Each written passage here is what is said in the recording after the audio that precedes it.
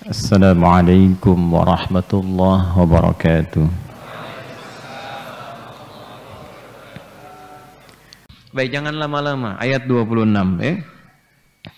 Kita masuk kepada ayat yang ke-26 di surah Al-Baqarah. Di mushaf standar paling kanan kita masuk ke pertengahannya. Al-Baqarah Al-Baqarah ayat ke-26. Ayat ini sebelum kita baca tafsir, saya terangkan dulu secara umum ya. Diturunkan oleh Allah Subhanahu wa taala untuk merespon kebiasaan orang-orang Yahudi yang seringkali mengolok-olok sesuatu yang tidak sesuai dengan selera mereka, terkhusus dalam hal ini olok-olok terhadap Al-Quran. Jadi nanti mesti belajar ya, terutama nanti generasi Q dan generasi Z, karena nanti ini serius. Pergantian masa, kalau kita meriset tentang hadis-hadis pergantian masa dan generasi yang sekarang populer dengan istilah akhir zaman. Sebetulnya akhir zaman itu nanti ada beberapa periodisasi. Jadi dengan diutusnya, diangkatnya Rasulullah SAW itu sudah pembuka akhir zaman. Karena kan beliau khataman nabiyyin, Rasul penutup. Artinya memang diutus sebagai penutup Rasul. Itu beliau Rasul untuk akhir zaman sampai selesai zaman ini. Dan kita pun umat akhir zaman. Nanti periodenya dibagi 3 bagian. Jadi akhir zaman itu ada pembukanya, yaitu dengan diangkatnya Rasulullah SAW menjadi nabi dan rasul dan menyampaikan risalah. Nanti risalah ini berupa panduan kehidupan, diikuti oleh umatnya, dipraktekkan dalam kehidupan dengan niat ibadah. Dalam rangka mempraktekkan ini sampai nanti dunia berakhir, sampai terjadi kiamat. Nah, itulah batas yang dimaksud akhir zaman. Jadi dibagi 3 periode. Periode awal pembuka, periode pertengahan yang mengantarkan kepada akhir, periode akhir nanti. Ya, yang disebut dengan tanda-tanda besar itu. Yang munculnya Dajjal, Imam Mahdi dan sebagainya, itu nanti periode akhir. Nah, setiap berganti periode ini, awal ke pertengahan ke akhir, itu ada tandanya. Disebut dengan amarat. Amaratis sa'ah, tanda-tanda mendekat kepada akhir detik-detik kehidupan. Penutupnya maksudnya, penutup kehidupan. Nah, itu nanti ada tanda kecil, menengah sampai ke besar. Nah, itu perlu diriset karena bagi kita orang Islam, kita punya sifat mukmin. Mukmin itu artinya orang yang yakin tanpa ragu. Jadi terhadap tuntunan syariat kita nggak boleh ragu sedikit pun. Seperti kita tidak meragukan adanya Allah, maka jangan pernah meragukan apa yang Allah firmankan. Yang Allah firmankan itu Al-Quran. Interaksi kita dengan Al-Quran pertama kali diikat dengan komitmen yakin tanpa ragu. Dzalikal kitabu la raiba fi, yakin tanpa ragu. Jadi semua keterangan dalam Al-Quran itu pasti benar. Makanya disebut hak. Jadi ada hakun, ada sidqun, itu berbeda. Kalau sidqun, ma yahtamilu sidqa wal kadzib. Bisa benar, bisa salah, itu relatif. Jadi kebenaran relatif itu disebut dengan sidqun secara umum katanya. Ya, contoh begini misalnya, ada orang ingin ke Bandung dari Bekasi. Misalnya, ada yang lewat Cipularang, ada yang ingin lewat Puncak. Ya kan? Dua-duanya jalan menuju ke Bandung kan? Dalam kondisi mana yang macet misalnya? Ada yang mengatakan Puncak, ada yang mengatakan Cipularang, ya, Cipali misalnya lewat sini, ya. Nah, boleh jadi lewat Cipularang ini mungkin ada macet, di sana ada macet. Menurut si fulan yang benar itu lewat Puncak. Tapi menurut si fulan itu yang lain. Nah, ini ketika seseorang mengatakan yang benar A dan kemungkinan ada yang B, itu disebut sidqun namanya. Jelas? Jadi apa yang dibenarkan oleh si fulan, orang lain belum tentu membenarkannya. Karena itu Abu Bakar As-Siddiq disebut dengan siddiq, membenarkan sesuatu yang hak, yang benar. Tapi kan yang lain belum tentu sama dengan beliau. Abu Jahal kan berbeda pendapat, gitu kan?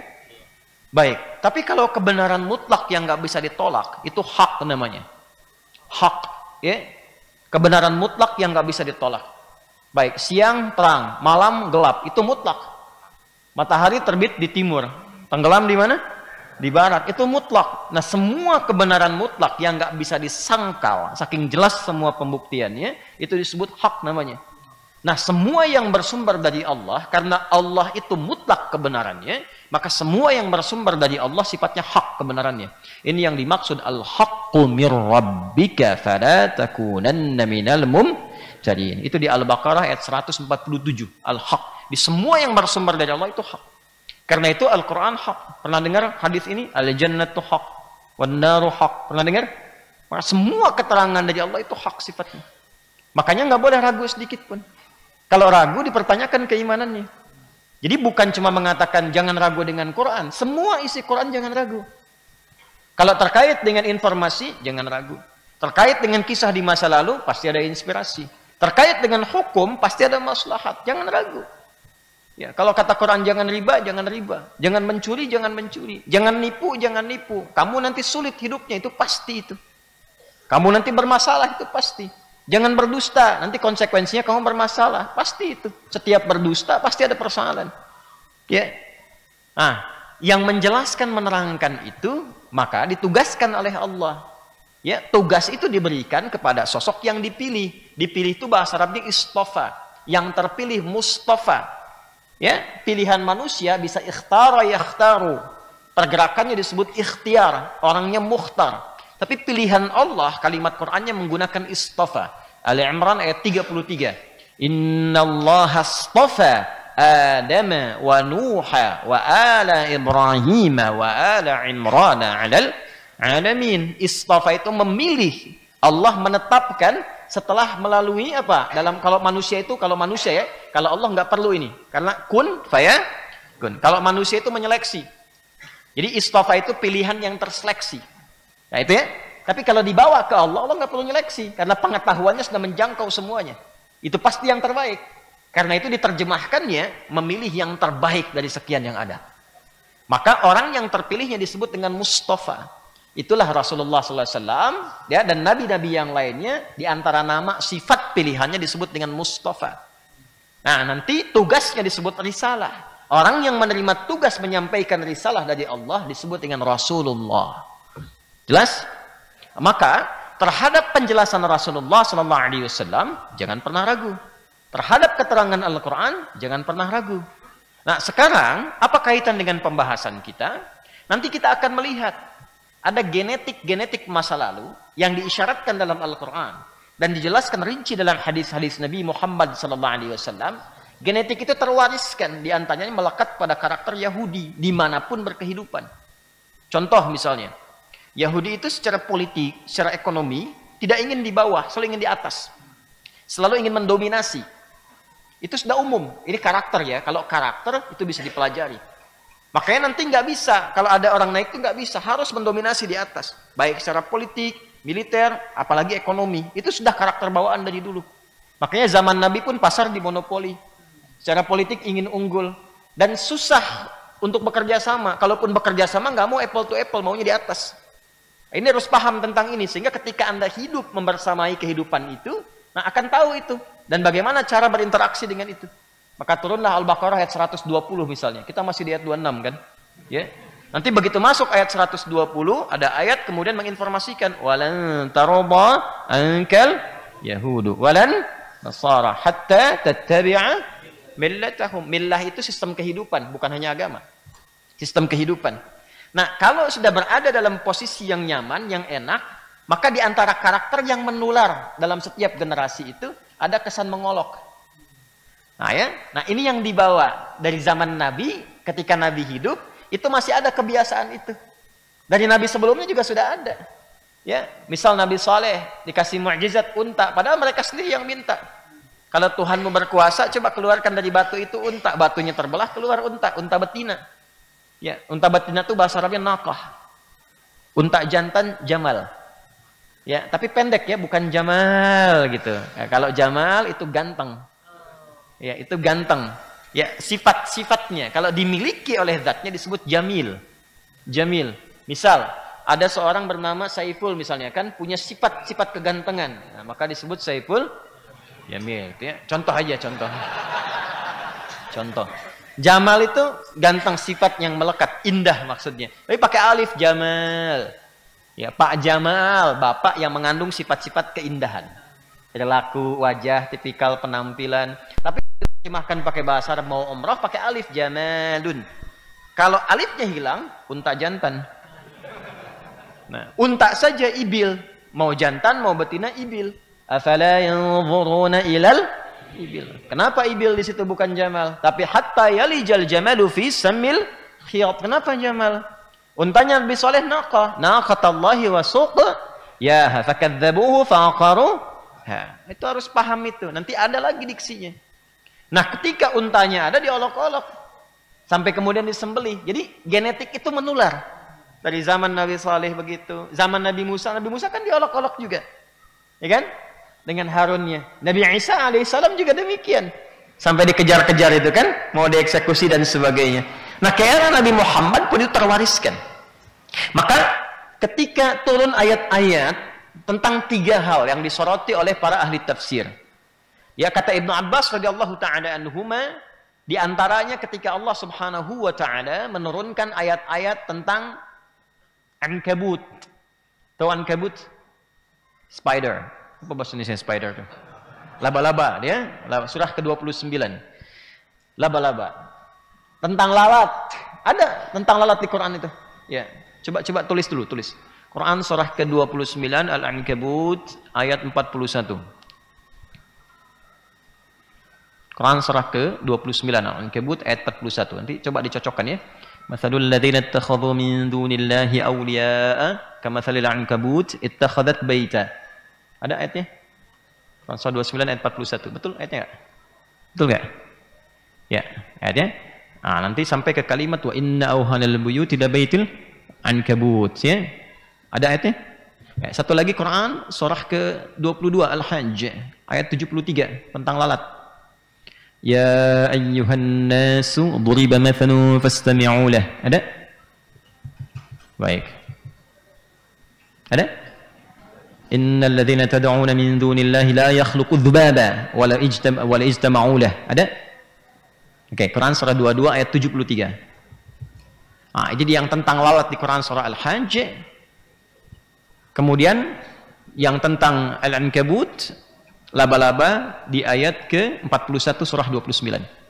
Ada ya? Ah, jadi ketika Allah mengumpamakan, memberikan permisalan, contoh. Yang satu menggunakan lalat untuk mengilustrasikan perbuatan tertentu kok seperti lalat gitu kan? Ya. Maksudnya apa? Ada orang-orang yang menuhankan selain Allah, padahal untuk menepikan lalat yang hinggap di tempat yang dianggap Tuhan saja tak mampu dia menepikannya. Ya, lalat hinggap aja tak mampu. Menciptakan lalat aja nggak bisa.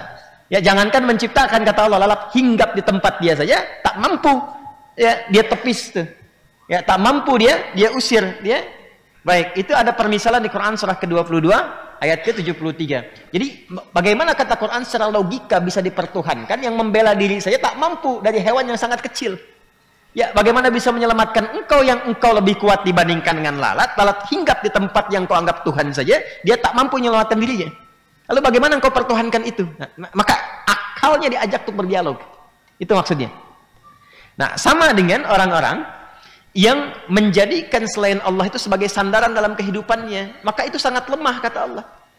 Ya, kan Anda sadar yang menciptakan Allah, yang punya segalanya Allah, lalu Anda bergantung kepada selain Allah, itu sama saja Anda hinggap atau ingin membangun sesuatu dan bersandar ya di satu sandaran seperti sarang ankabut. Ya, sarang apa? Laba-laba. Ya, sarang laba-laba kan halus, lemah. Itu ilustrasi yang sangat indah. Majaz namanya, kiasan. Ya, sama dengan orang membangun tempat istirahatnya, membangun rumah, tapi dari jaring laba-laba. Ya, bukan Spiderman yang di fiksi-fiksi begitu tuh yang kuat, bukan. Laba-laba aslinya kan nggak begitu. Ya, bayangkan beginilah, Anda punya rumah dari jaring laba-laba, laba-laba tuh rumah laba-laba, bisa bertahan nggak di situ? Ya nggak bisa tiduran, nggak bisa dipakai sandaran, nggak bisa dipakai jadi tumpuan. Nah, orang-orang yang bersandar kepada selain Allah disindir oleh Allah. Engkau kan tahu aku yang ciptakan, aku yang punya rezeki, aku yang punya solusi. Tapi engkau punya masalah, nggak bersandar kepada aku. Ya sama aja engkau bikin rumah dari jaring laba-laba. Kata Allah tuh begitu. Paham nggak? Jadi ada banyak ayat di Quran itu mengkhitab, mengajak dialog akal kita untuk berpikir. Nah, ketika diajak berpikir seperti itu, muncullah sifat keangkuhan dari generasi tadi kalangan sementara Yahudi yang kemudian mengolok-olok itu. Apa pentingnya sih Tuhan bicara lalat gitu? Itu.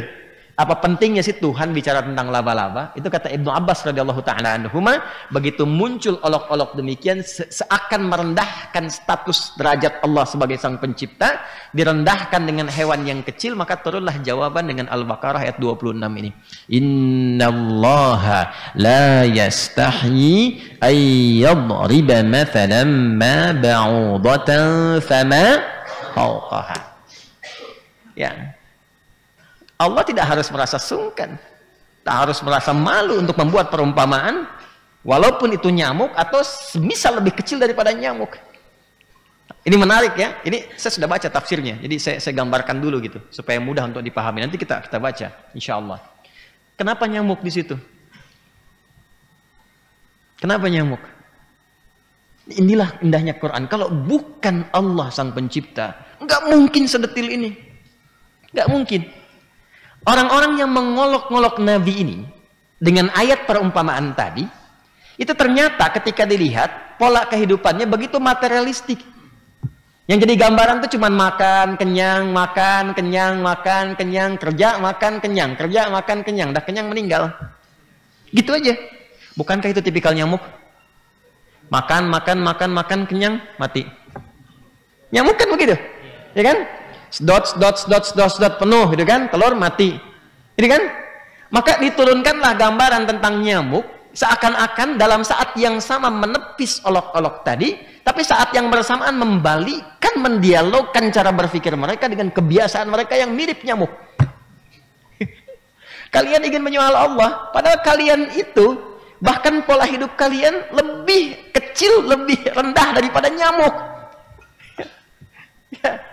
Nyamuk makan masih bisa bertelur, keluar lagi. Kamu makan kenyang mati gitu. Kamu menyoal Tuhan memberikan perumpamaan yang menampilkan logika indah melalui lalat dan sarang laba-laba, ya. Sementara engkau merendahkan itu, tak sadar engkau hidupnya seperti nyamuk yang tidak punya persiapan pulang.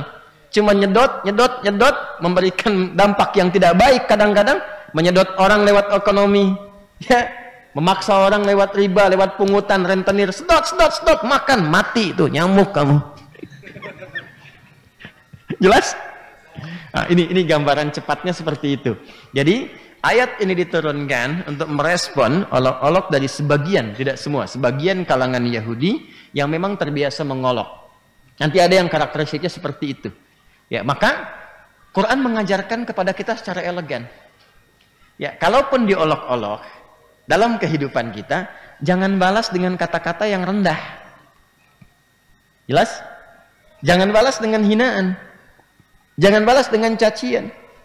Jawab itu dengan jawaban-jawaban yang memberikan edukasi. Jawab itu dengan kiasan-kiasan yang indah yang bisa dicerna oleh logika. Ini kalau kita baca bahasa Qur'annya, itu seakan ditarik ke dalam diri, ya, kepada Allahnya. Padahal itu diajak berpikir. Innallaha, ke Allah kan? Innallaha la yastahyi ay yadriba mathalan ma ba'udatan fama fawqaha. Yang disoal Allah itu Tuhannya Muhammad SAW. Lihat coba tuh, apa perlunya sih ngasih contoh tentang lalat? Apa perlunya sih ngasih contoh tentang sarang laba-laba kan ya? Tentang laba-laba, ya. Maka apa jawabannya?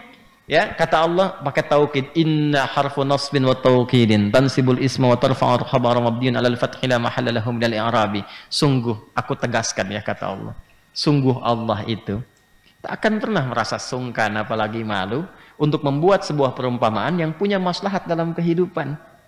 Walaupun yang harus dibuat perumpamaan seperti nyamuk. Ya, ketika dibikin nyamuk itu disuruh mikir kenapa harus nyamuk. Padahal kalau bahasa dalamnya adalah tidak harus merasa malu dan sungkan membuat perumpamaan seperti nyamuk yang karakternya kayak kalian ini yang ngolok-ngolok gitu. Itu maksudnya. Ya, jadi kalau Anda ingin menjawab satu olok-olok, ingin menjawab satu sindiran-sindiran yang sifatnya menyakiti dan sebagainya, maka jawab dengan cara yang elegan tanpa harus menyakiti secara langsung. Dan diniatkannya untuk mengedukasi. Jelas? Nah, jadi yang dibetulkan cara berpikirnya, bukan mengkerdilkan orangnya. Paham? Baik. Kalau tidak disebutkan kapan kejadiannya, kapan dan di mana tokohnya siapa, ini menunjukkan kejadian dimaksud pasti akan terjadi lagi di masa depan dengan tokoh-tokoh yang berbeda. Dan biasanya penyakit itu terwariskan. Makanya kalau ada orang-orang yang belajar ke tempat-tempat generasi tadi, pulang-pulang itu biasanya suka pandai memiliki karakteristik yang serupa. Ya, itu pasti akan mirip-mirip tuh. Ya, dikit-dikit nyindir-nyindir misalnya, tapi menggunakan ayat-ayat diputar balik di apa itu, kalau mau diteliti hakul yakin saya pasti nasabnya nyambung ke situ. Jangan dipotong videonya ya. Karena saya lagi bicara tafsir ini. Oke, satu. Yang kedua, keterangan Al-Imam Mujahid rahimahullahu ta'ala. Ini sebenarnya jalurnya Imam Mujahid itu ke Ibnu Abbas juga. Ya, ke Ibnu Abbas, karena nanti Ibnu Abbas itu kan muridnya Nabi langsung, murid Nabi SAW, murid juniornya, tapi disebut oleh Nabi SAW itu sebagai yang didoakan sebagai ahli Quran. Allahumma faqihhu fid din wa alimhu at-ta'wil, sehingga disebut digelari turjumanul Quran, yang paling paham tentang Quran. Ibnu Abbas radhiyallahu taala anhuma, kecil-kecil sudah jadi mufti. Ya, kecil-kecil jadi mufti. Nanti punya murid, di antara muridnya siapa? Imam Mujahid. Ya rahimahullah ta'ala. Nanti banyak nanti ya di antara murid-muridnya. Nah, apa yang disampaikan oleh beliau rahimahullah, bahwa ayat 26 ini terkorelasi dengan ayat 18 dan 19 di surah Al-Baqarah yang berbicara tentang orang-orang munafik. Ya, berbicara tentang orang-orang siapa? Munafik. Sudah? Ada ayatnya? Mathaluhum kamathalil ladzi istawqada nar. Pakai masal kan? Masal itu perumpamaan kan? Perumpamaan mereka seperti orang-orang yang menyalakan api. Terus ayat 19-nya, au kasayyibin minas samaa'i fihi dhulumatu wa ra'du wa. Nah, itu ayat 18 19 berbicara tentang perumpamaan, tentang kiasan, menggambarkan tentang karakteristik orang-orang yang terkena penyakit nifaq, orang munafik yang sulit diingatkan. Ya, kalau mendengar nasihat itu seperti mendengar halilintar, tutup telinga. Kalau orang dengar geledek, halilintar kan telinga ditutup gini ya, ketakutan ya, takut diingatkan gitu. Tapi kalau ngelihat celah muncul lagi, kalau diingatkan mundur. Kalau tahu itu tidak akan berhasil, bahkan mendapatkan ancaman, takut, minta maaf, udah gitu bikin lagi gitu. Ya, itu ciri khasnya. Ini tafsir ya. Tafsir. Itu ciri khasnya demikian. Nah, maka ketika diberikan perumpamaan demikian tentang sifat orang-orang yang terkena penyakit nifaq, sebagian orang-orang Yahudi mengolok-olok, apa pentingnya sih perumpamaan seperti itu? Ya, tentang hujan, tentang kilat, ya, kemudian tentang cahaya, apa pentingnya? Nah, biasanya tidak pernah tersindir dengan perbuatan kecuali yang memiliki perbuatan yang dimaksudkan. Jelas? Jadi ciri kedua yang melekat pada karakteristik orang-orang Yahudi di masa-masa lalu. Tidak semuanya kita sebutkan demikian. Bukan mengeneralisir ya. Tidak, tapi ada genealogi yang terwariskan di antaranya membawa penyakit nifak. Hati-hati. Makanya Anda kalau berbisnis nih, ya, ada turunan Yahudi misalnya, di antara turunan berbisnis. Misalnya yang ke Amerika atau yang misalnya yang ke Eropa, yang kemana, bisnis terkait dengan Yahudi. Nah, itu mesti dilihat, dipegang, ya, diperkuat perjanjian dan sebagainya. Karena di antara genealogi itu nanti akan mengalir. Ya, ingin selalu dominan, boleh jadi nanti ingin memonopoli, boleh jadi itu yang perhatian syariat membuat Anda lebih waspada. Maksudnya apa? Supaya keadilan dan keseimbangan menyebar dalam kebaikan, itu maksudnya. Jelas ya? Paham sampai sini? Oke, ketika ayat 18-19 turun, di soal demikian, maka turunlah kemudian ayat yang ke-26 ini. Maka disampaikanlah, teruskan ayatnya, innallaha la yastahi an yadriba mathalan ma ba'udatan fama fawqaha. Teruskan. Fa'ammal ladzina amanu faya'lamuna annahul haqqu mir. Berhenti sampai sini. Baik, sekarang kita masuk pada inti bahasannya. Perhatikan baik-baik, dan saya tidak akan mengulang ini. Jadi kalau Anda ingin mengulang, tinggal putar nanti rekaman videonya. Ini yang paling penting untuk kita.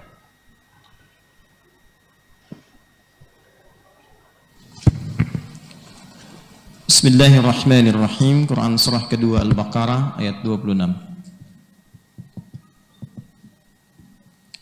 Poin 1, sebab nuzul. Sebab turunnya ayat. Jadi kalau nanti kita belajar tafsir tuh, kenapa ayat ini turun, sebabnya apa? Nanti dari sebab ini ada hikmah berupa pelajaran yang kita ambil untuk diterapkan dalam kehidupan. Hikmah yang diambil dari sebab nuzul untuk diterapkan dalam kehidupan, itu bahasa ilmu Qur'annya disebut dengan ibrah namanya. Ibrah. Nah, sebab nuzul itu fungsinya melahirkan ibrah. Jadi kaidahnya berbunyi al-ibratu bi'umumil lafzi la bi khususis sababi. Pelajaran yang bisa diambil dari satu ayat yang turun karena sebab tertentu, jangan dilihat sebabnya yang turun pada saat itu, tapi dilihat keumuman masalah dan keumuman lafadznya. Kalau lafadznya bersifat umum dan masalahnya bersifat umum, maka kejadian dimaksud berpotensi terjadi lagi di masa depan dengan tokoh yang berbeda, dengan cara yang tidak sama tapi substansinya serupa. Jadi kalau dulu ada yang mengolok-olok Quran, sekarang pun berpotensi akan ditemukan, esok pun demikian. Maka ketika ada yang bersikap seperti itu, bagaimana cara kita meresponnya? Itu maksudnya. Ya, maka seperti Quran mengajarkan, seperti itu kita mempraktekkan. Yang kedua, ada persoalan-persoalan seperti tadi. Bukan sekedar mengolok-olok, tapi ada penyakit yang terwariskan.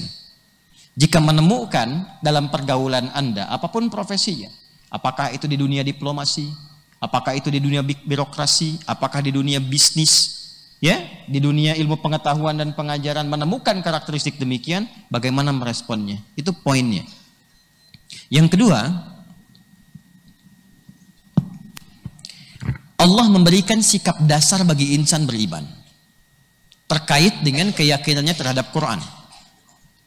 Dan iman itu dipertaruhkan. Makanya saya katakan ini yang terpenting bagi kita. Ini inti yang paling pokoknya. Dan di sini keimanan kita dipertaruhkan terhadap Al-Quran. Artinya, kalau standarnya tidak seperti ayat ini, maka dipertanyakan keimanannya. Beriman nggak? Orang-orang Islam yang mengatakan beriman itu telah beriman, maka dia punya komitmen dengan imannya. Kalau ada orang mengolok-olok Quran, ya, sedangkan iman itu kan punya komitmen. Quran itu firman siapa? Allah. Kalau Allah itu hak, maka Qurannya pun punya sifat apa? Hak. Karena kalamullah. Baik ya? Dan tidak boleh ragu kan sedikit pun. Quran benar tidak? Ada salahnya tidak? Ada aibnya tidak? Ada potensi kelirunya tidak? Nah, berarti mesti yakin dengan semua itu. Bahwa Quran sempurna. Quran firman Allah. Tidak mungkin ada cacatnya, tidak mungkin ada salahnya. Jelas sampai sini? Nah, artinya apa? Kalau ada orang mengolok-olok Al-Quran, mengolok-olok isinya, mengolok-olok ayatnya, dan turunan yang lainnya, maka adab insan beriman akan ada standar dari dalam dirinya yang menunjukkan dan mengonfirmasi imannya. Apa itu? فَأَمَّا الَّذِينَ آمَنُوا. Karena itu dalam ilmu tajwid, kenapa ada di sini jeda dengan kita membaca seperti dua harakat fa'am untuk menekankan. Makanya kalau kita ngaji itu, kita ngaji Quran tuh nggak bisa baca seperti bahasa Arab biasa. Karena setiap kita baca Al-Quran, indahnya bahasa Quran, bahkan ketika dilafazkan dalam setiap kalimatnya, itu akan terkorelasi dengan maknanya. Jadi ketika Anda akan berhadapan dengan makna-makna terkait surga misalnya, itu harakat-harakat dan tandanya mendukung kita untuk merasakan kenikmatannya. Berbeda dengan ketika ayat-ayat tentang neraka, misal ayat-ayat tentang kehidupan, ya ayat-ayat tentang larangan, jangan engkau mencuri, itu pasti itu biasanya pakai lam penegas dan ada alifnya, dan alifnya itu punya dua harakat paling sedikit, ya, wala tusrifu, la-nya itu muncul, ya ada larangannya. Jadi untuk mempertegas sesuatu. Jadi setiap baca Al-Quran, makanya kalau orang baca dan yang bacanya benar, itu kalimat yang dia bacakan dari ayat Quran melahirkan gelombang-gelombang tertentu sehingga sampai ke jiwa kita dan kita pun yang mendengar merasakan keindahannya. Kadang-kadang ikut nangis, kadang ikut merasakan kenikmatan. Itu mukjizatnya. Maka kita bacakan fa'ammal ladzina fakaffa harfu atfin rabitin baina syai'aini bila hudud. Fa, huruf yang merespon sesuatu dengan cepat tanpa jeda, cepat tanpa jeda, tanpa jeda. Tahan. Jadi kalau menemukan ada kejadian disusul dengan fa, ada jawaban. Maka antara kejadian pertama dengan kejadian kedua artinya nyambung cepat tanpa jeda. Contoh, Nabi Zakaria berdoa minta sama Allah supaya diberikan keturunan. Berdoanya dalam sholat, masih berdiri, belum selesai sholatnya. Baru selesai doanya, minta sama Allah, turun jawaban. Jawabannya pakai fa. Artinya antara berdoa, baru selesai berdoa, selesai berdoanya, turun jawaban. Itu antara jawaban dengan doa, cepat tanpa jeda. Selesai doa, langsung jawaban turun. Itu ada di Ali Imran ayat 38 sampai 39. Hunalika da'a Zakaria rabbah qala rabbi habli min ladunka dzurriyyatan thayyibah innaka sami'ud du'a. Baru selesai ini turun jawaban pakai fa. Fanadatul malaikatu pakai fa.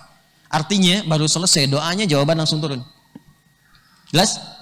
Ada orang mengolok-olok terhadap Quran, terhadap hukum, terhadap ayat. Maka bagaimana respon orang beriman? Cepat tanpa jeda. Semakin kuat imannya, semakin gak ada jeda responnya. Pakai fa. Fa'ammal ladzina amanu. Pakai amma. Untuk menegaskan, mengingatkan. Walaupun diartikan adapun orang-orang beriman, ya kan? Ya, tapi di situ memberikan pengingat. Maka ditegaskan untuk orang beriman, maka responnya cepat tanpa jeda. Fa'ammal ladzina amanu. Pakai alladzina menunjuk kepada semua pemilik iman tanpa kecuali. Artinya apa? Sepanjang Anda merasa punya iman, pasti jawabannya akan serupa. Gak ada jeda, tergantung kekuatan imannya. Iman kuat, cepat. Iman menengah, agak lambat. Iman tipis, masih pikir-pikir. Kalau saya tolak, besok bonus dicabut. Kalau saya nggak ikutin, kehilangan pekerjaan. Kalau saya nggak dukung, nggak bisa makan. Tuh, cara berpikir sudah begitu. Itu yang disebut penyakit wahan nanti tuh. Ya, hubbud dunya wa karahiyatul maut. Fa ammal ladzina amanu faya'lamuna annahul haq. Nah, ini pembedanya. Haq. Ibrahnya ini.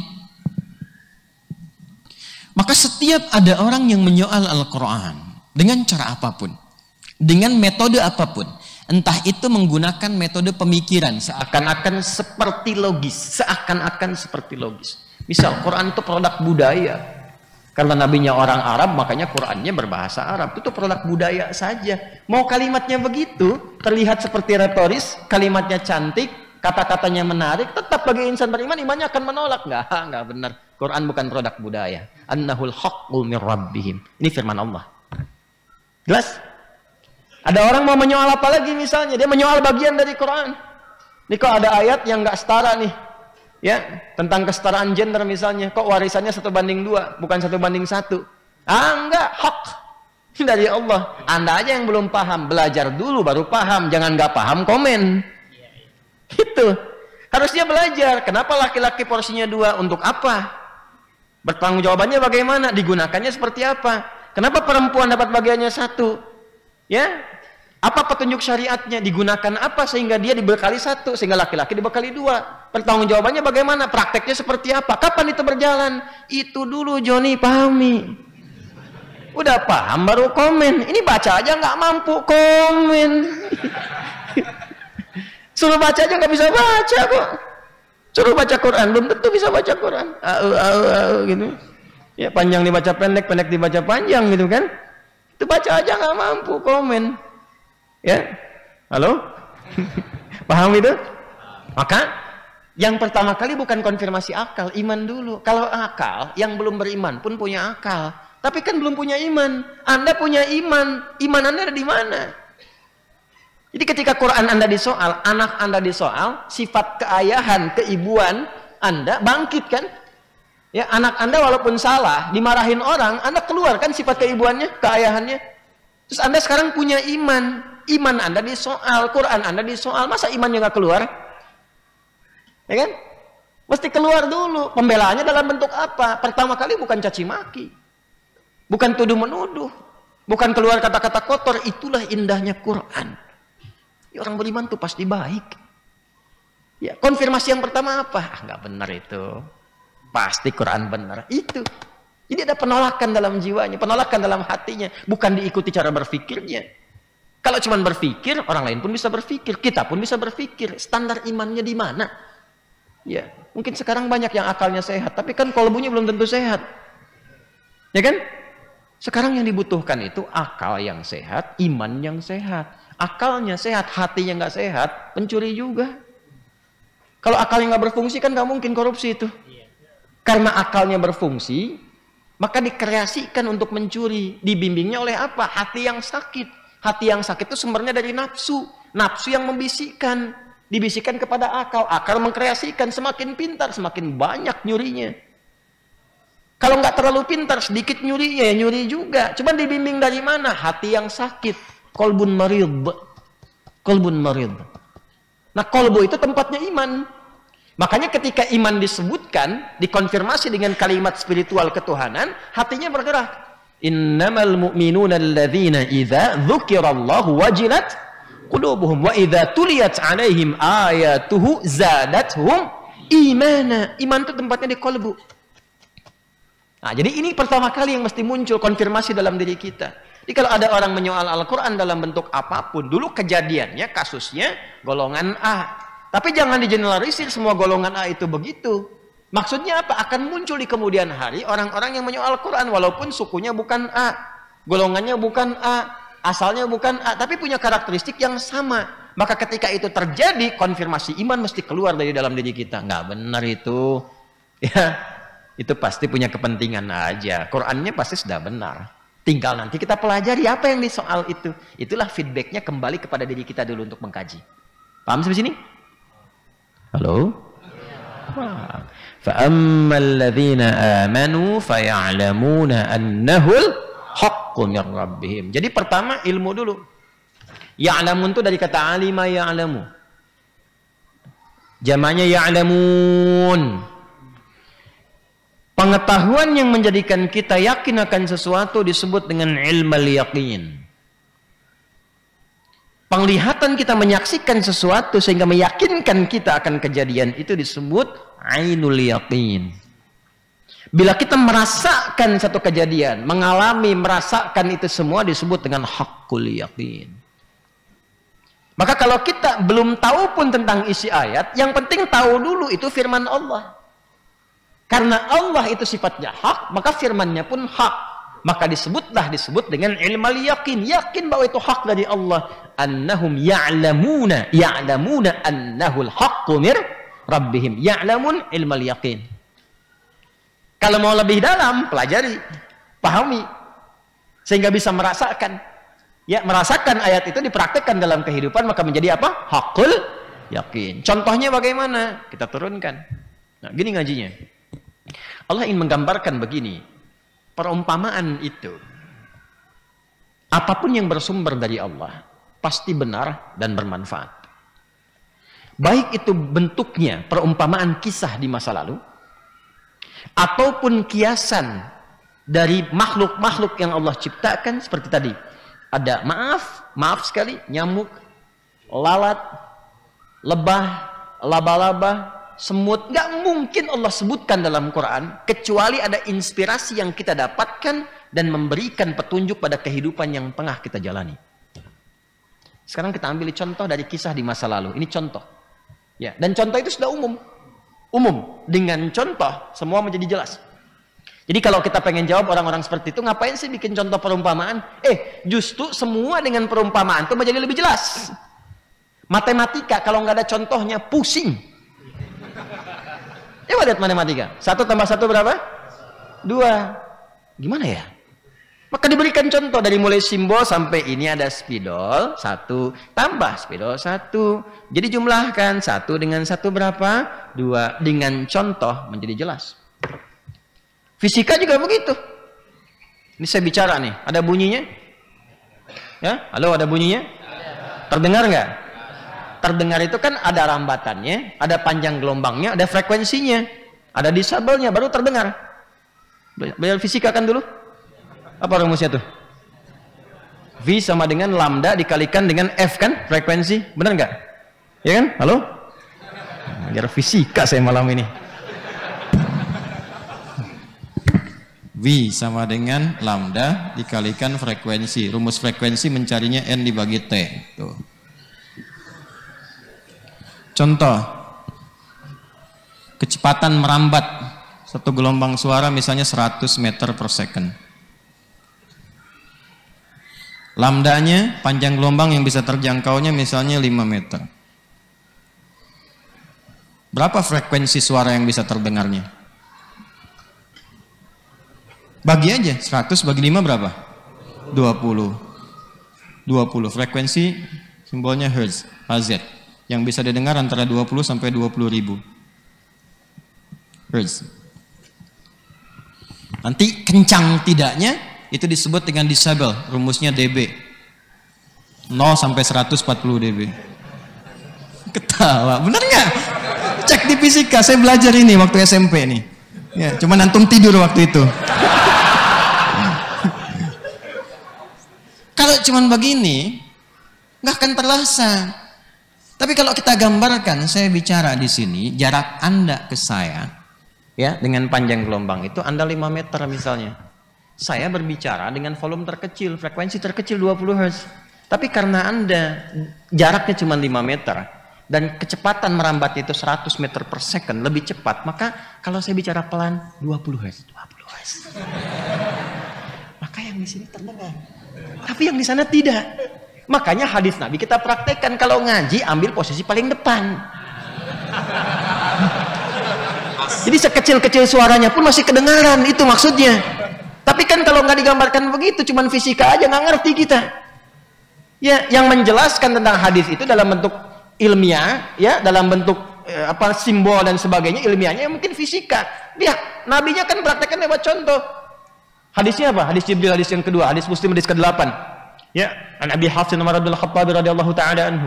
Qala bainama nahnu julusun 'inda Rasulillah sallallahu alaihi wasallam, ittala 'alaina rajulun shadidu bayadi thiyabi, shadidu sawadi sya'ri, la yura 'alaihi atharu safari, wa la ya'rifu minna ahadun. Fajalasa ila an-nabi sallallahu alaihi wasallam, saf terdepan.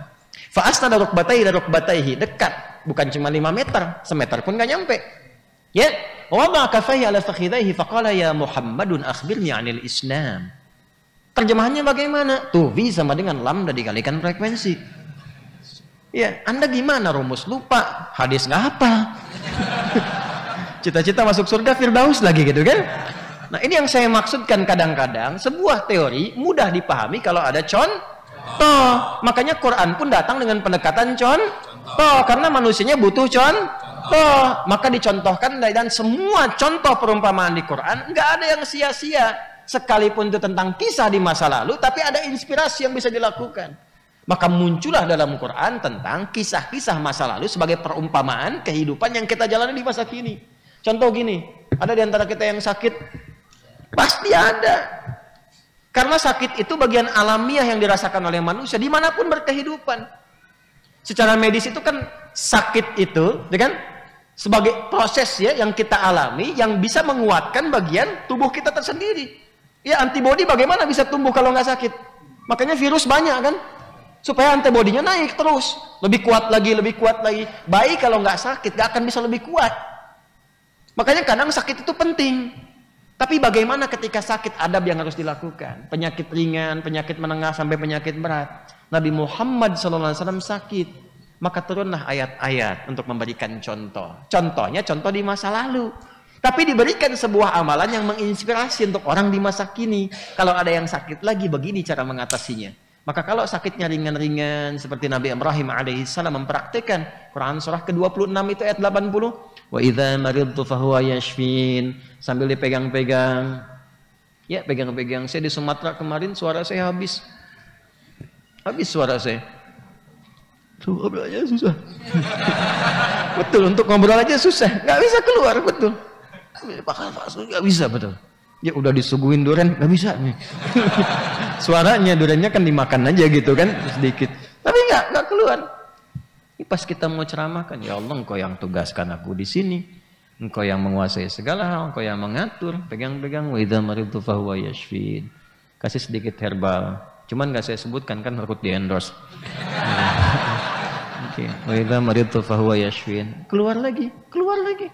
Makanya yang video yang dimunculkan kemarin itu, Ya kan ada serak-serak gitu ya. Nah, itu tuh dari nggak ada suara sama sekali. Jadi begitu saya buka dengan Assalamualaikum, jemaah kaget. Ya, kenapa Ustaz Adi ini gitu kan? Jemaah kaget. Sampai saya ulang 2 kali. Saya bilang jangan khawatir dengan suara saya. Insya Allah keluar lagi. Anda fokus aja. Jadi semakin terus, semakin keluar suara. Alhamdulillah keluar lagi. Habis ceramah hilang lagi.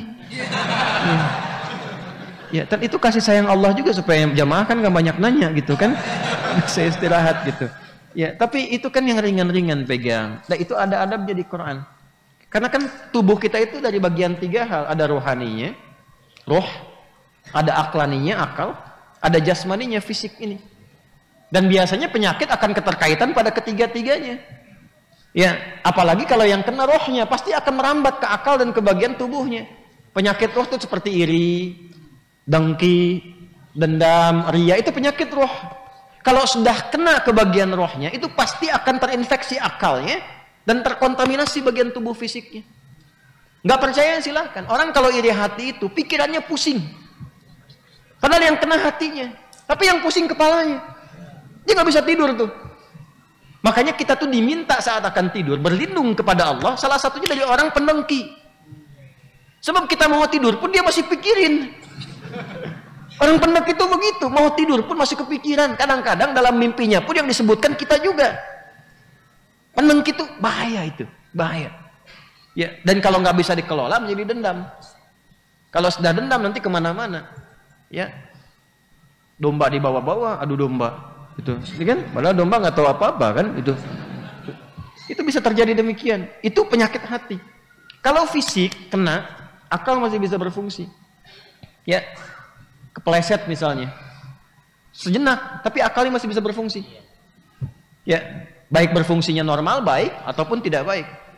Ya, Stephen Hawking tahu ahli fisika itu kan, ya, itu kan fisiknya terbatas tapi kan akalnya berfungsi.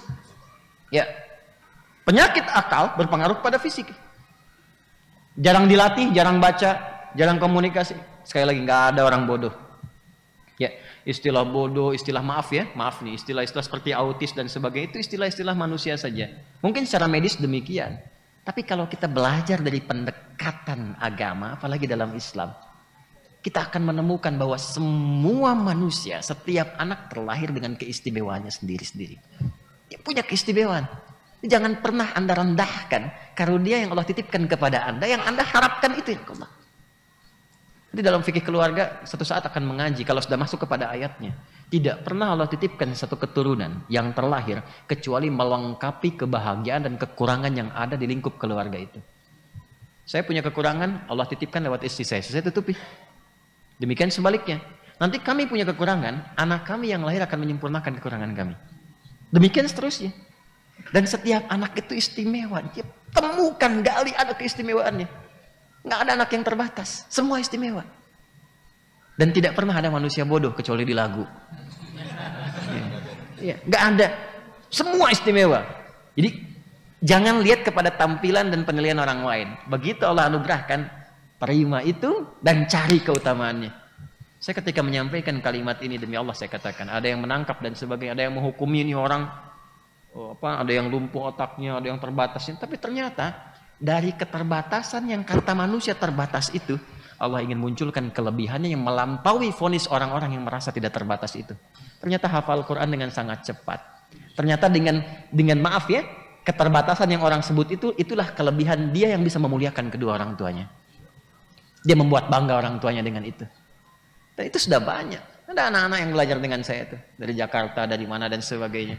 Dilihat terlambat, bicaranya telat begini dan sebagainya. Tapi Masya Allah Qurannya semangat. Dari situ dia bisa ke tanah suci. Sampai ketika ibunya ikut, kami siapkan untuk menggendongnya, ibunya bilang tidak, saya yang harus gendong dia. Karena dia inilah yang menyebabkan saya diundang ke tanah suci.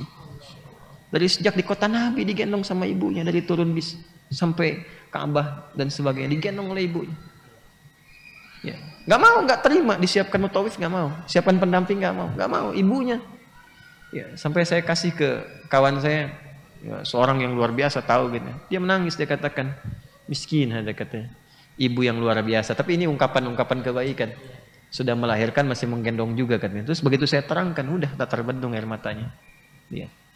Jadi banyak karunia gitu. Ini tatap anak itu dengan tatapan kasih sayang, tatapan rahmat, tatapan karunia Allah Subhanahu wa taala. Nanti dari tatapan itu dari anak pun akan muncul seperti itu. Walaupun kelihatannya mungkin sulit, seperti nakal dan sebagainya, tapi dari lubuk hatinya yang paling dalam itu akan tergerak untuk menyayangi. Mungkin bukan sekarang karena masanya kan berbeda-beda. Akan tiba satu masa perubahan yang terjadi, bagaimana kasih sayang itu memuncak. Demi Allah saya katakan, apapun yang dikerjakan orang tua untuk anak, sepanjang ada kasih sayang dan kemuliaan, walaupun belum dirasakan sekarang, besok lusa ada pengabdian yang sangat luar biasa yang tak pernah terbayangkan sebelumnya. Itu poinnya. Nah, kalau kemudian ada penyakit lebih lagi berat, Allah turunkan kisah Ayub alaihissalam kan? Ternyata apa? Di ujung ayatnya, ketika menerangkan tentang kisah itu, nggak berhenti di Ayub. Buka Quran surah 21. Ayat 83 sampai 84. Coba lihat dulu. Quran surah 21 Al-Anbiya ya, ayat 83 sampai 84. Wa ayyuba idz nada rabbahu anni massani ad-durru wa anta arhamur rahimin. Ada ayatnya? Lihat, wa ayyuba. A itu fathah kasrah atau dhammah? Fathah kasrah atau dhammah? Fathah. Tadi saya katakan di awal waktu maghrib fathah itu apa? Terbuka. Ya, jadi bukan cuma i'rab. Yang dari pesantren nih. Bukan yang di i'rab itu bukan cuma harakatnya, maknanya pun ikut. Ya, jadi bukan cuma mengikutkan kepada harakat sebelumnya, enggak cuma begitu. Itu bagus betul secara nahwu. Tapi kalau kita mau masuk ke tafsir pemaknaan, perhatikan fathah wa ayyuba. Kenapa enggak pakai rafa wa ayyubu? Kenapa nggak pakai kasrah? Salah satu pemaknaannya, di antara pemaknaannya, dan kami buka kisah Ayub ini untuk menginspirasi. Ya, apa inspirasinya? Idna la rabbahu anni massani ad-durru wa anta arhamur rahimin. Ketika beliau diuji, salah satunya dengan penyakit. Yang penyakit itu sudah menyakiti kepada dirinya. Jadi masya Allah, sebelum merasakan itu, menghambat keadaan fisiknya untuk beribadah, Nabi Ayub alaihissalam nggak mengeluh. Ya, nggak mengeluh. Sampai istrinya tercinta bertanya kan, kalau bahasa kita, papa, sayang, kenapa nggak minta sembuh sama Allah? Bukan minta kaya loh, minta sembuh. Papa kan Nabi, doanya terkabul, minta sembuh, dikabulkan kan sekarang.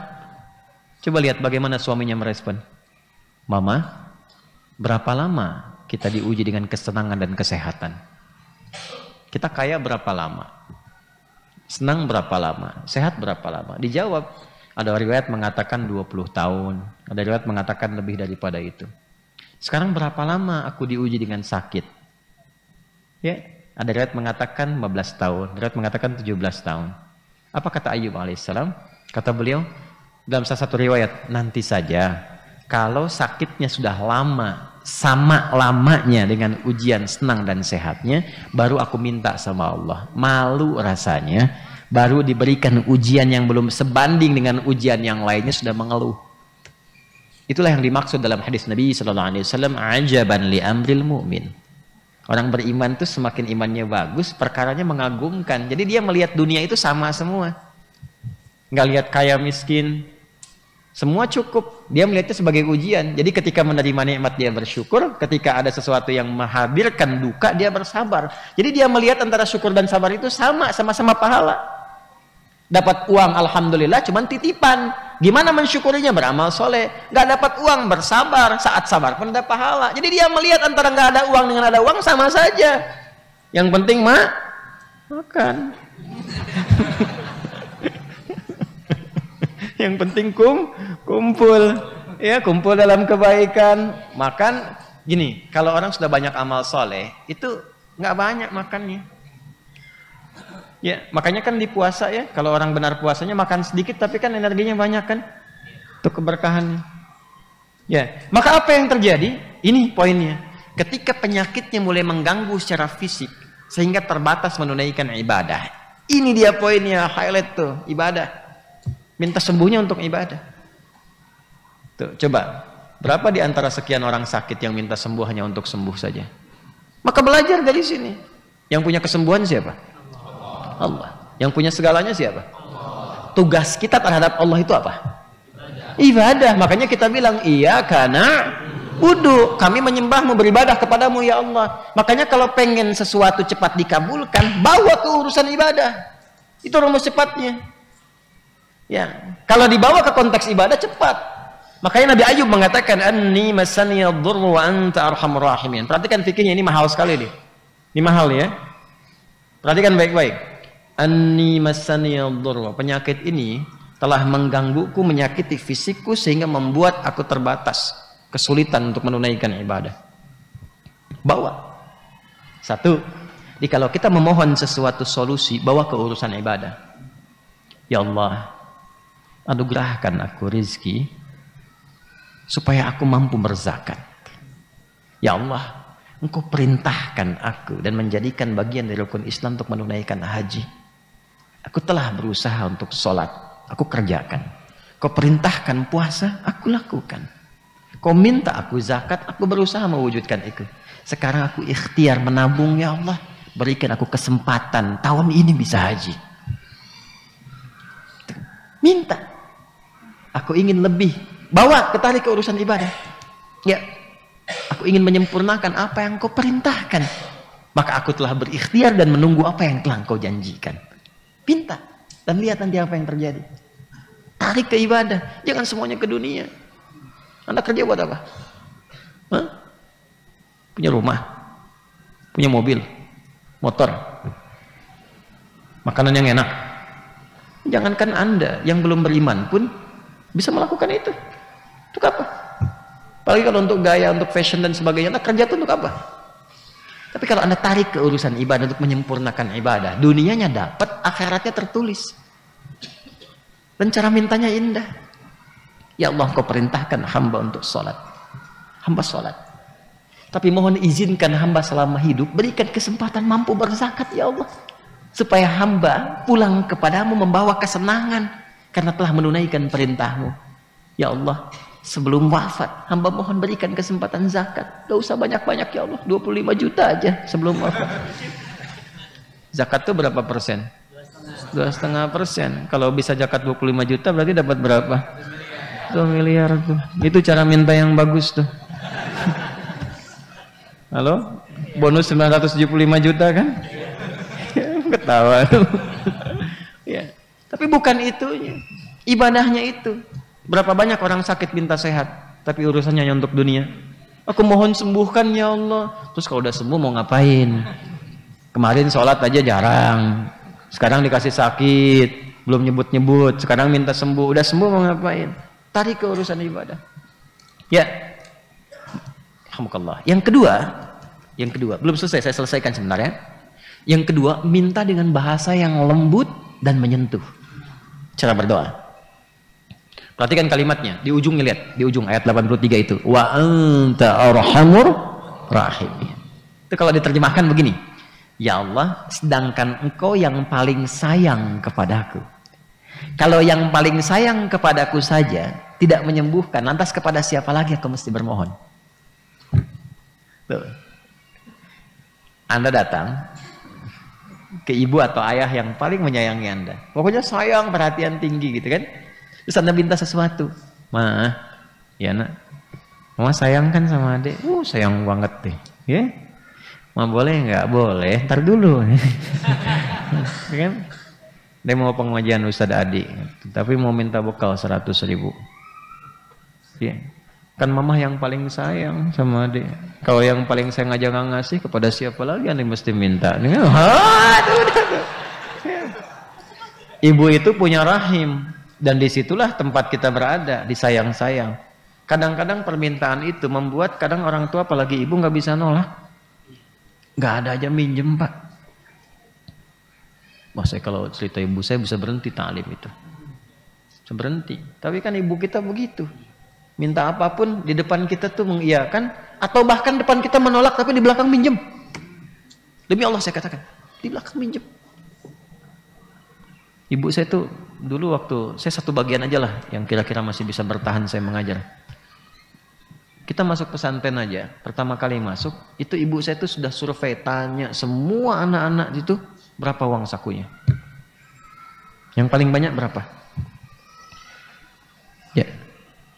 Tahun itu 97-an tuh ada yang 40.000 kasih bekalnya untuk sebulan. Saya dikasih sejumlah yang sama. Padahal saya tahu itu bagaimana kemampuan untuk memberikan bekal itu. Itulah ibu. Itulah ibu. Ya jadi apa ya? Kadang-kadang kita mesti berpikir ada suasana-suasana begitu. Nah saya ingin katakan, sedangkan Allah itu sifatnya rahim. Ibu aja yang punya rahim begitu, apalagi Allah yang maha rahim. Pasti mengabulkan. Makanya kalau berdoa cari bahasa yang menyentuh. Itu kalau kita riset semua ayat-ayat tentang doa, Nabi dan Rasul minta, bahasanya selalu begitu. Ya. In tu'adzibhum fa innahum ibaduk, ya Allah, kata Nabi Isa, kalaupun kau hukum mereka, mereka hambamu juga ya Allah. Tapi kalau engkau ampuni, bukankah engkau yang pengampun dan penyayang? Nabi Zakaria ketika minta, ya, apa permohonannya?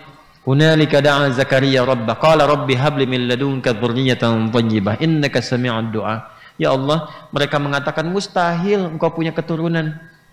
Sedangkan engkau yang tidak pernah punya sifat mustahil dalam pemberian.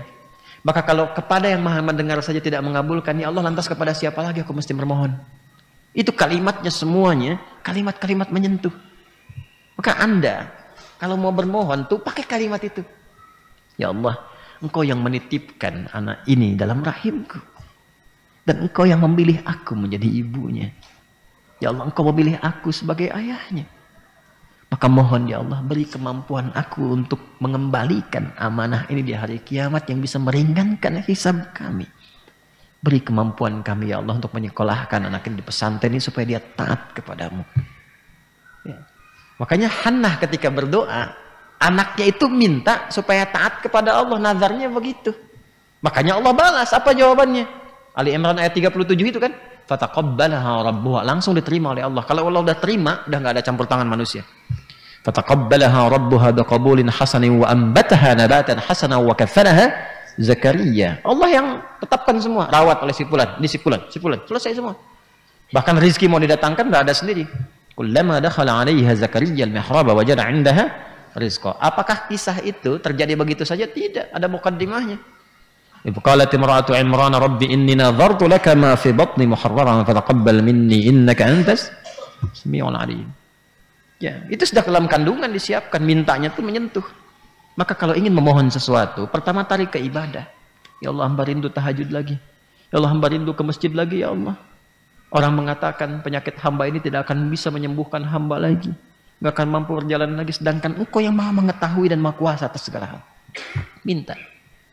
Anda kalau ngaji Al-Bukhari, yang syarahnya Fathul Bari, syarah Sahih Al-Bukhari, itu jilid pertamanya, kan ada kisahnya itu. Imam Al-Bukhari itu kan buta matanya. Waktu kecil tuh buta permanen, medis mengatakan sudah ini buta permanen, nggak bisa sembuh. Ya, apa wasilahnya? Berdoa ibunya. Anaknya pulang dari kutab, ketemu secara singkat saja. Ibunya berdoa, hamparkan sejadah, berdoa, mohon. Yal basir alladzi ala kulli syai'in qadir ayat basirat tabni, kurang lebih demikian. Ya, anaknya membaca, mengulang hafalan Qur'annya sampai ke surat Qaf itu ayat 21 sampai 22. Laqad kunta fi ghaflatin min hadza fakashafna anka ghita'aka fabasaruka al-yawma hadid. Ya kan? Dulu pandanganmu tertutup. Padahal ayat ini berbicara tentang akhirat nih. Tentang akhirat. Orang-orang yang nggak mau melihat kebesaran Allah, ya, maka dibuka nanti gambaran hasilnya di akhirat. Tapi keberkahan itu menjadi positif, turunkan ke dunia, diberikan kepada Al-Bukhari kecil. Dulu pandanganmu tertutup, gak bisa melihat. Maka mulai sekarang pandanganmu akan dikembalikan dan menatap dengan tajam. Ibunya bermohon di mihrabnya dalam bentangan sajadah. Ya, bahasa kitanya lah, gampangnya bahasa kitanya, Allah, engkau yang titipkan anak ini kepadaku. Dan dia telah kehilangan ayahnya, telah engkau panggil lebih dulu. Ya, engkau yang berkehendak ya Allah, dan kami yang berikhtiar, maka mohon dengan segala kuasamu kembalikan penglihatan anakku. Menangis, lelah, tertidur. Bertemu dengan Nabi Ibrahim alaihissalam. Ini yang disebut tafaul. Jadi kalau kita ingin menamai anak kita, anak Anda misalnya, anak saya, anak Anda. Maaf ya Bu. Gitu ya. Ibu ingin menamai anak ibu, dan antum ingin menamai anak antum, saya ingin menamai anak saya, sudah. Ya. Gitu. Jadi kalau kita berikan nama pada anak, itu yang paling netral lah. Ada yang disebut tafaul. Tafaul itu memberikan nama tokoh, baik nabi, rasul atau orang soleh, dengan harapan mendapatkan percikan dari kesolehan atau keilmuan atau kebaikannya. Itu bermanfaat. Contoh, Al-Bukhari itu kan namanya Muhammad. bertafaul kepada Rasulullah SAW. Ya, bapaknya Ismail, kakeknya Ibrahim, nabi semua tuh. Ya, jadi baru nanti ke buyut ke atasnya beda, bukan nabi. Jadi dari buyutnya beri nama anaknya Ibrahim. Ibrahim punya anak Ismail, Ismail punya anak Muhammad. Jadi dia Muhammad bin Ismail bin Ibrahim bin Al-Mughirah bin Al-Bardizbah. Tinggal di Kecamatan Ju'fa, Kabupaten Bukhara, Provinsi Khorasan, negara Uzbekistan sekarang. Ya, makanya disebut Al-Bukhari dari Kabupaten Bukhara. Nama aslinya Muhammad. Maka ketika ibunya tertidur, dalam lelahnya berdoa, bermimpi bertemu dengan Nabi Ibrahim, tafaul ke nama kakek ke atas. Maka dikatakan, anakmu akan melihat kembali. Gitu. Sampaikan dalam mimpi. Tiba-tiba kaget dengan suara anaknya. Jadi begitu sampai ke kalimat tadi, wabasaru kaliyawma hadid, terbuka penglihatan, kaget. Kejar ibunya, Umi laqad ra'ait. Bu, saya sudah lihat lagi katanya. Ibunya bingung bangun kan. Rabbama ra'aita bi qalbik. Kamu mungkin melihat dengan mata hatimu, tidak. Bal bi'aini, dengan mataku sekarang ibu pakai baju begini, pelukan, nangis. Disitulah kemudian menekuni hadis sampai menuliskan Sahih Al-Bukhari 16 tahun. Saya menceritakan ini plus dengan Quran tadi. Ini saya bawa Qurannya, saya ceritakan kisah Imam Al-Bukhari yang mengambil inspirasi dari sini kepada peserta karantina dari gua di angkatan yang pertama. Ya, ini saya ceritakan karena terjadi nyata. Ada satu peserta yang divonis mata sebelahnya itu, salah satunya itu buta permanen, nggak bisa lihat. Begitu sedang ada sesi dengan kami karena 60 hari, 10 harinya pengenalan, 30 hari menghafal Quran, dan 20 harinya pendidikan imam khatib, ya, dan pengetahuan dakwah dasar. Saya ceritakan ini. Beliau praktekkan dibaca. Satu kali ke kamar mandi, begitu masuk teriak, gayungnya lempar. Ya, begitu keluar pakai handuk, Allahu Akbar katanya, kan temannya kaget kan, dikira ada apa gitu. Itu di Sukabumi. Begitu keluar lihat, kenapa? Matanya bisa melihat kembali. Tapi kan perkaranya apa? Hak. Kalau hak itu sudah melampaui tinjauan-tinjauan ya di atas kuasa manusia. Tapi medis kan didahulukan. Ya, jadi bukan berarti anti medis, tidak. Ya, medis kan bagian dari kesembuhan yang Allah titipkan lewat proses pengetahuan. Makanya kalau sakit kata Nabi berobat ke dokter. Ya, berobat, silahkan berobat. Tapi ada tangan-tangan manusia yang sudah mengangkat tangannya, give up, dia nggak bisa ini. Nggak mungkin, mustahil. Ya, ada orang dengan penyakit tertentu terkena kanker di paru-paru. Sudah divonis sampai Oktober kemarin. Tapi yang tahun lalu cuma 8 bulan. Oktober tahun 2021 atau 2020 kalau nggak salah itu. Vonis dari medisnya. Selesai secara medis itu, secara medis gitu. Nah, itu selesai di situ. Datang kita hanya cerita ya tentang ayat, tentang riset, tentang hadis. Coba boleh lihat ke medisnya ini. Ini kata ini apa? Ini begini-begini ya udah. Coba lihat ini. Ini kalau lihat hadis Nabi, ini ada kaitannya yang ini. Coba deh. Bismillah. Apa yang terjadi? Batuk darah. Berkurang. Dari seember, hilang dari nggak bisa aktivitas 8 jam. Sekarang sembuh. Masih hidup sampai sekarang. Orangnya masih ada. Masih ada. Nah, tapi nggak bisa semua begitu, tidak. Ya, itu mesti ada gelombang yang sama frekuensi tadi. Ya, kalau orang beriman nanti imannya menggerakkan dia. Karena penyakit itu sepanjang sakit ada obat, kecuali kematian. Ya, tapi kalau Allah menetapkan sakit sampai menjelang meninggal ya sakit. Tapi problemnya apa? Bagaimana kita menyikapi sakit itu menjadi bagian dari ibadah? Apa yang bisa dikerjakan itu masuknya. Itu yang dimaksud fa'ammal ladzina amanu faya'lamuna annahul haqqu mir rabbihim. Maka saya tutup dengan ayat 84 tadi, kembali ke Al-Anbiya.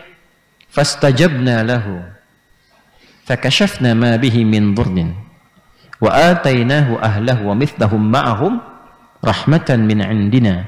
Lihat ujung ayatnya, wa dzikra lil 'abidin. Ini mesti menjadi pengingat, inspirasi bagi hamba-hamba Allah yang mengalami situasi serupa. Jadi kalau Allah kasih contoh, jangan jadikan cuma kisah aja. Jangan jadi dongeng sebelum tidur. Itu untuk anak-anak aja. Ya, pelajari ada apa di situ. Pasti ada kaitan dengan kehidupan kita. Ada kisah Nabi Ayub nih. Jangan cuma jadi cerita. Kalau antum sakit, apa zikir Nabi Ayub di situ? Antum ada orang sedang kerja, beraktivitas, ada orang ngisengin antum, pengen nyelakain, pengen segala rupa. Zikirnya siapa yang dipakai? The Nun. Zikirnya Nabi Yunus. Wa dhannuni idh dhahaba mughadiban fa dhanna an lan naqdira alaihi fanada fi dhulumati. Apa zikirnya? Alla ilaha illa anta subhanaka inni kuntu minadh dhalimin. Ayat 87-nya kan? Teruskan ayatnya 88-nya, fastajabna lahu. Ya kan? Ya, fastajabna dijawab cepat kan pakai fa tanpa jeda. Fanajjainahu minal ghammi. Perhatikan, beliau kan ujiannya, ya, mohon maaf karena ada sengketa, diisengin, terus dilempar kan dari perahu diundi dilempar, ditelan ikan kan? Ya kan? Masuknya kan ke perut ikan kan? Iya. Tapi jawabannya apa? Fanajjainahu minal ghammi. Bukan minal huti. Ya, bukan Quran Allah tidak mengatakan kami selamatkan beliau, ya, Yunus ini dari ikan yang menelannya, bukan itu. Kalimatnya kami lepaskan ia dari awan gelap yang menaungi. Gham itu awan gelap. Kalau awannya teduh itu disebut ghamam namanya. Ghamam. Al-Baqarah ayat 57. Wa dhallalna 'alaikumul ghamama wa anzalna 'alaikumul manna was salwa. Itu ghamam. Tapi kalau gham awan gelap, mendung gelap yang menaungi. Kenapa gham? Itu kata kiasan. Ada majas di situ, ada kinayah. Ingin memberikan kesan bahwa ada orang-orang yang punya kesulitan yang pekat, memang nggak masuk ke perut ikan, tapi dia mengalami satu persoalan, saking gelapnya persoalan itu sulit, yang membuat matanya gelap, pikirannya gelap, sehingga seperti orang yang kayak masuk ke perut ikan, pengap, makan nggak enak, jalan limbung pada tengah hari. Kenapa? Proyek hilang dalam sehari. Tendernya dibawa orang padahal udah usaha. Hasil panennya nggak bisa dipanen karena kena banjir dan sebagainya. Pusing, gelap, wah, capek, terserang. Jalannya limbung begini. Ya. Maka apa yang dilakukan zikirnya? Zikir Nabi Yunus tadi. Nah, lihat ujung ayatnya. Wa kadzalika nunjil mu'minin. Fa ammal ladzina amanu faya'lamuna annahu al-haqqu mir rabbihim wa kadzalika nunjil mu'minin. Imannya yang berperan di situ. Jadi orang beriman itu melihat semua situasinya sebagai ujian rahmat dari Allah. Ya, maka sikapi apapun yang ada di hadapan kita sebagai anugerah Allah. Maka setidaknya akan menenangkan kepada jiwa kita. Setelah itu datang bimbingan, setelah bimbingan datang solusi. Dan di balik kita menikmati ujian itu, pahala datang. Di pahala itu hadirnya bukan saat ada solusi. Pahala itu bukan pada hasil, pada proses. Kalau pahala pada hasil, waduh, paling nggak enak tuh. Paling nggak enak, ibu didik anak, ditetapkan pahalanya pada hasil. Kalau anak yang nggak berhasil, nggak ada pahalanya, Bu. Tapi pada proses kan yang ada. Ya, maka nikmati, kalau nggak ada ujian, nggak ada pahala. Ya, kalau nggak ada masalah, nggak ada pahala. Dengan masalah itu antum nangis, istighfar, sujud, sholat, puasa, minta, doa, itu yang butuh pahala. Kalau udah terjawab kan nggak ada pahalanya lagi. Cuman keberkahan dunia aja. Di pahala itu dekatnya dengan masalah. Nah pertanyaan saya, antum pengen punya masalah apa enggak? Pengen dapat pahala enggak? Ya berarti akan melewati ujian. Pengen diuji enggak? Tuh. Enggak konsisten kan? Ya. Apa rumus fisikanya? Oh, Ohm. Rumus hambatan kan? Hukum Ohm nanti tuh. Ya elektrik. Saya tuh menikmati setiap pembelajaran. Belajar apa aja saya nikmati. Ini kalau kosong saya ke toko buku, Pak. Apa fisika yang terbaru gini. Dari bukunya kimia, fisika Martin Kanginan tuh sampai Pak Yohanes Surya itu saya koleksi tuh. Baca, lihat teori-teori itu. Tapi semakin saya baca, saya semakin yakin dengan Quran. Karena ternyata apa-apa yang difirmankan itu bisa dirumuskan dalam bentuk rumusan-rumusan dan itu membuktikan kebenaran firman Allah gitu. Dan kita menemukan itu dan menikmati itu semua. Pokoknya kalau kita menikmati semua anugerah yang Allah berikan, semuanya itu terlihat indah. Indah pada saat kita kaji, bukan pada waktunya. Nah, sampai situ dulu kajian tafsirnya ya. Nanti yang lainnya kita teruskan. Kan baru beriman, yang beriman dulu. Fa ammal ladzina amanu faya'lamuna annahul. Nah, sampai haqqu mir rabbihim itu coba tanyakan pada diri kita. Udah sampai situ belum perilaku kita? Minimal malam ini udah sampai situ belum? Nah, kalau sudah sampai situ, buktinya apa? Coba lihat bagaimana cara kita menghadapi ujian, cara kita belajar dari perumpamaan di Al-Quran dan sebagainya. Saya berjanji tadi bacakan supaya saya bisa menepati janji. Sedikit ya saya bacakan ya. Sedikit ya. Bismillahirrahmanirrahim. Qala al-muallif rahimahullahu taala, berkata pengarang kitab ini Ruhul Ma'ani karya Imam Al-Alusi yang profilnya saya bacakan di pertemuan yang telah lalu. Qala Ibnu Abbas radhiyallahu taala anhuma wa ghairuhu nazalat fil yahudi lamma daraballahu taala al-amthala fi kitabihi bil ankabuti wadh-dhubab. Ya, ayat ini Al-Baqarah 26 diturunkan sebab nuzulnya kata Ibnu Abbas radhiyallahu taala anhuma dan selain beliau berkaitan dengan ketika orang-orang Yahudi mengolok-olok dan mengomentari dengan cara yang kurang elok saat Allah menurunkan perumpamaan tentang Al-Ankabut yang tentang laba-laba tadi saya sampaikan, Quran surah ke-29 khususnya ayat 41, wadh-dhubab dan tentang perumpamaan dari lalat yang Quran surah ke-22 ayat 73, wa ghairi dzalika mimma yastahqir qalu innallaha ta'ala 'azza wa 'azam min an yadribal amthala bimithli hadhil muhaqqarat faradallahu ta'ala 'alaihim bihadhil ayat. Maka orang Yahudi itu komennya dalam bentuk dislike, ya, komen, dislike, kemudian dia coba untuk share, ya. Terjemah kekiniannya begitu gitu ya. Maka mereka kemudian berkomentar, Allah Subhanahu wa taala sungguh Maha Agung, Maha Tinggi dan tidak mungkin membuat permisalan yang seperti ini. Apa pentingnya bagi Allah membuat permisalan yang kecil hina seperti ini? Maka Allah Subhanahu wa taala menurunkan ayat ini untuk memberikan pelajaran sekaligus menolak cara berpikir mereka yang tidak tepat, ya.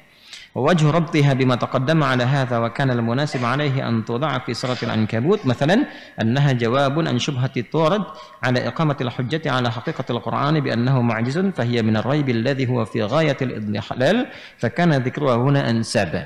Maka ayat ini kalau ada yang mengatakan kenapa turunnya bukan di Al-Ankabut, kenapa harus di Al-Baqarah? Maka kata penulis kitab ini atau penafsir kitab ini justru turun di awal untuk menguatkan mukjizat Al-Quran, bahwa baik turunnya di Al-Baqarah mau turun di Al-Ankabut semua firman Allah menunjukkan istimewa. Jadi kalau Allah bukan bikin permisalan pun kalau bukan di Al-Ankabut tapi ada di Al-Baqarah, tapi ada di Al-Hajj, maka semua contoh permisalan itu pasti punya hikmah, pasti istimewa, pasti punya pesan tersendiri, ya. Kemudian yang terakhir yang tadi saya sampaikan, waqala Mujahid. Tadi kan saya menyampaikan Imam Mujahid kan? Ya, masih ingat ya? Waqala Mujahidun wa ghairuhu, dan Imam Mujahid menyampaikan dan serta yang selain beliau, maksudnya yang sependapat dengan beliau, nazalat fil munafiqin. Ayat ini diturunkan merespon orang-orang munafik, ya, qalu yang mereka mengatakan memberikan respon, lamma daraballahu subhanahu wa ta'ala al-mithla bil mustaqid was-sayb. Ketika Allah Subhanahu wa taala memberikan perumpamaan tentang orang munafik seperti di ayat 18 dan ayat 19. Mathaluhum kamathalil ladzi istawqada nara falamma adha'at ma hawlahu dhahaballahu binurihim wa tarakahum fi dhulumatil la yubsirun. Ayat berarti ayat 17 ya. Ayat 17. Summum bukmun umyun fahum la yarji'un. Kemudian ayat 19-nya au qasayyibin minas samaa'i fihi dhulumatu wa ra'du wa barak, dan seterusnya ayat. Jadi ketika ayat ini diturunkan untuk memberikan gambaran perumpamaan tentang sifat nifak, mohon maaf ya, Anda coba cek lagi video pelajaran kita yang menerangkan tentang sifat-sifat munafik. Ya, itu saya detail jelaskan di situ. Nah, itu diungkapkan dengan indah, dengan bahasa kiasan. Karena saya katakan dasar Quran itu kelembutan. Makanya nggak langsung nyakitin orang. Ya, karena itu orang-orang ahli Quran itu biasanya tuh kalau bicara juga dia bisa memilah mana tegas, mana memberikan gambaran, mana mengajak berpikir. Maka Quran pun ketika ada orang munafik itu memberikan gambaran untuk berpikir, lembut gitu masuknya. Tapi di situ memberikan kriteria, hati-hati. Kalau ada tanda ini berarti sedang terkena atau kontaminasi penyakit munafik, nifak. Maka disoal oleh mereka pada saat itu, saya tutup. Mereka mengatakan, Allah Ta'ala a'la wa a'zam min an yadribal amthala bimithli hadhil asya' allati la bala laha. Ya, ini nggak mungkin Allah bikin yang seperti ini, Muhammad ngarang-ngarang kamu. Ya, kata orang munafik pada masa itu, berarti di Madinah kan? Ya, ini nggak mungkin ini firman Allah. Ini Yahudi juga. Nah, itu yang saya katakan tadi. Jadi ada sebagian Yahudi di Madinah yang sifatnya hanya mengolok-olok Nabi aja. Nabi bikin apapun diolok-olok. Ini nggak mungkin karakteristiknya firman Allah gitu kan?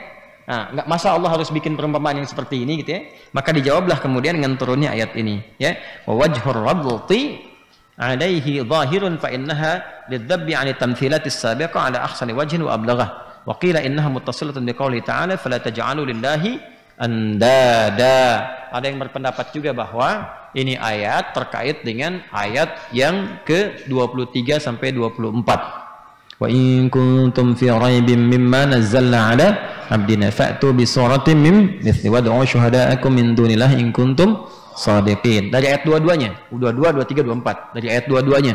Ya, ayat dua-duanya apa? Alladzi ja'ala lakumul arda firasyan was samaa'a binaa'a wa anzala minas samaa'i maa'an fa akhraja bihi minas thamarati rizqan lakum fala taj'alu lillahi andadan. Baik. Nah, kalimat fala taj'alu lillahi andada itu diberikan penekanan. Maka kalau engkau sudah sadar Allah itu Tuhan dengan semua pembuktian secara logis tadi, secara dalil sudah, logis sudah, penekanan argumentasi kuat, kalau engkau yakin Allah Tuhan, jangan menuhankan yang lain. Apalagi menuhankan misalnya benda-benda yang untuk mengelakkan dirinya saja dari hewan-hewan yang hinggap dia tak mampu. Seperti lalat ke situ nggak bisa menghindarinya atau menepikannya, apalagi kemudian engkau bersikap materialistik demi memenuhi kebutuhan yang dipertuhankan itu, sedangkan Tuhan nggak membantumu. Yang dipertuhankan maksudnya nggak membantumu, tapi engkau cuma cari makan sampai dengan mati. Apa bedanya dengan nyamuk? Itu maksudnya. Jelas ya? Maka hidup itu mesti membawa manfaat. Jangan hanya mengumpulkan sesuatu sampai kemudian wafat. Itu maksud pembuka ayat ini. Yang kedua, manfaat itu kalau yang didapatkan berkah, pasti hasilnya berkah. Tidak mungkin keluar yang kotor kecuali dari sumber yang tidak bersih. Jelas sampai sini? Baik. Kita tutup dulu tafsirnya sampai di sini. Sekira itu yang bisa kita bahas di malam ini. Mari kita akhiri dengan bermohon kepada Allah. Semoga doa kita diterima oleh Allah Subhanahu wa ta'ala. اللهم تقبل منا إنك أنت السميع العليم وتب علينا إنك أنت التواب الرحيم اللهم اجعلنا من أهل القرآن واجعل القرآن صحيبا لنا في الدنيا وشفيعا لنا في الآخرة يا أرحم الراحمين